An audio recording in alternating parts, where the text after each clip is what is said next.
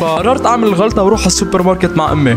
واسمعوا، اذا ولا مره حسيتوا حالكم ضايعين بشي زاويه بالسوبر ماركت ما نكون جاهزين للي جاي. طلعت على كيس شيبس لشي 5 ثواني، ولما برمت ظهري اختفت امي، تبخرت امي.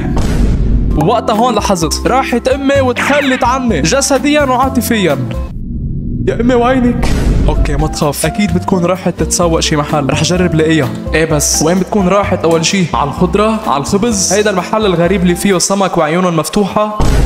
انا عم بمشي بشوف او بعتقد شفت ظهر مبروم، نفس الشعر ونفس الشكل. امي هيدي انت؟ لحظة، انت مش امي. بقدر كون عشوائي كنت انخطفت بالسوبر ماركت وانا هون استسلمت. هيدي حياتي هلا، صار اسمي ابن الماركت.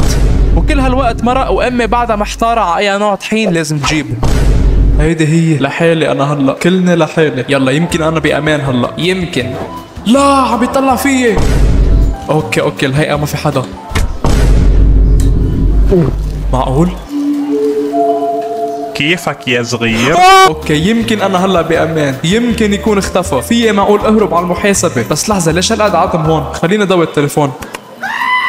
اوكي بركي بقدر لاقي مطرح البوظة وبركي اتخبى ورا هالثلاجات. اكيد ما حدا بيلاقيني. يا خيي ليش الراحة على السوبر ماركت مع امي هالقد ثقيلة؟ يا زلمة بدك بس كم غرض، بركي علبة كورن فليكس كمان، وفجأة بتتحول على مرحلة حياة او موت.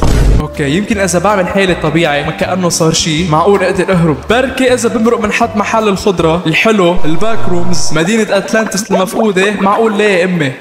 صار لي نص ساعة عم بمشي بعد ما لقيت امي. يا امي وينك؟ هلا شو بضربه؟ بعمل حالي مرتبان مربى المشمش؟ ما بعرف. يا الله ليش بعده عم بيلحقني؟ فكرت ضيعته. لحظة بركي فيي اتخبى، بركي فيي اعمل.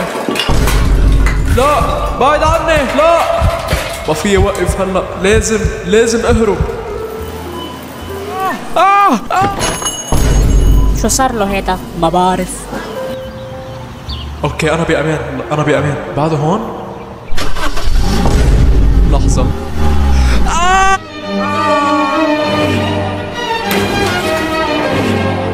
لا بعد عني.